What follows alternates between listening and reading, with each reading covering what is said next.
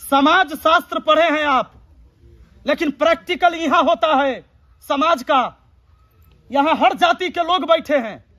आप हमारे सभी पासवान भाई जो बेघर है, जिनको झोपड़ी का घर है, सबको आप बनवा दीजिए यहाँ आवास। पूरे गांव को रोक के सबको छत के घर बनवाइए, कोई नहीं रोकेगा।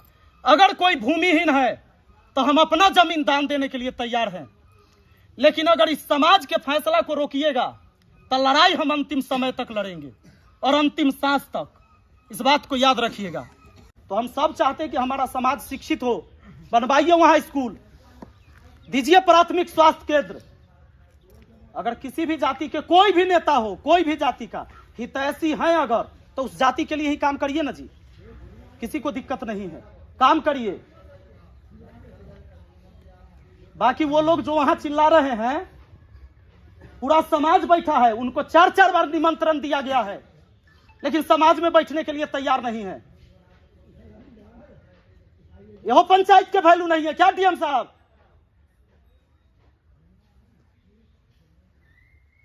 संविधान है कुछ, पंचायत का कोई अधिकार है कि नहीं है?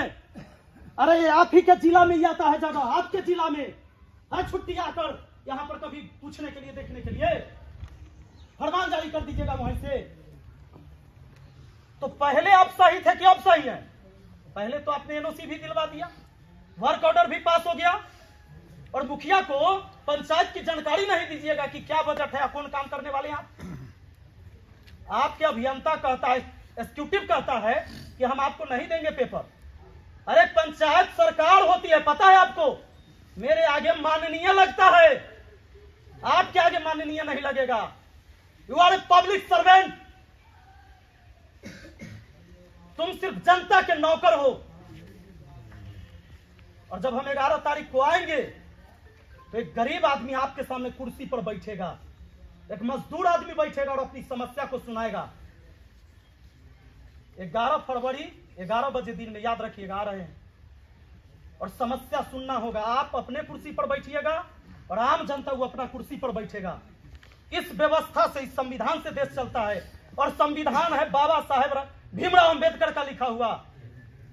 उसी संविधान के वजह से आप कलेक्टर हैं, ना कि अंग्रेज का कलेक्टर हैं कि हुक्म दीजिएगा। अगर ये संविधान नहीं होता तो आप कलेक्टर नहीं होते। संविधान नहीं होता तो कोई SC ST का बच्चा कभी DSP और DM नहीं बनता। और उसी संविधान के वजह से आपको सैलरी मिलता है, अंगरक्षक मिलता है, आवास मिलता है, इन्हीं की समस्या सुनने के लिए। और ग्राउंड रिपोर्ट ये है कि जो जमीन पकड़े हुए हैं वो इस सभा में नहीं, चुरा के सभा हो रहा है।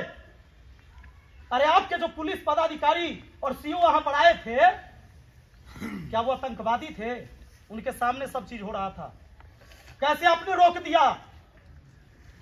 वर्क ऑर्डर देने के बाद कैसे रोका? और लिखित में नहीं रोका है, मौखिक में।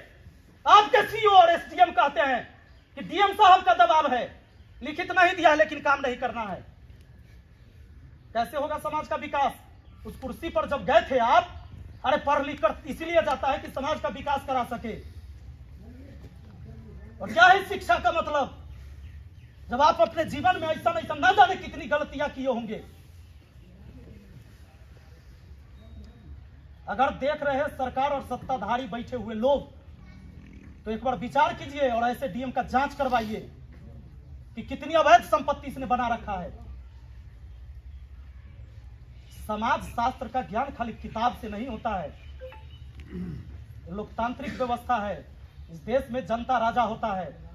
तो जनता राजा है तो राजा अपने कुर्सी पर बैठेगा। 11 फरवरी को हम आ रहे हैं, मिलिएगा जरूर। बहुत बहुत धन्यवाद।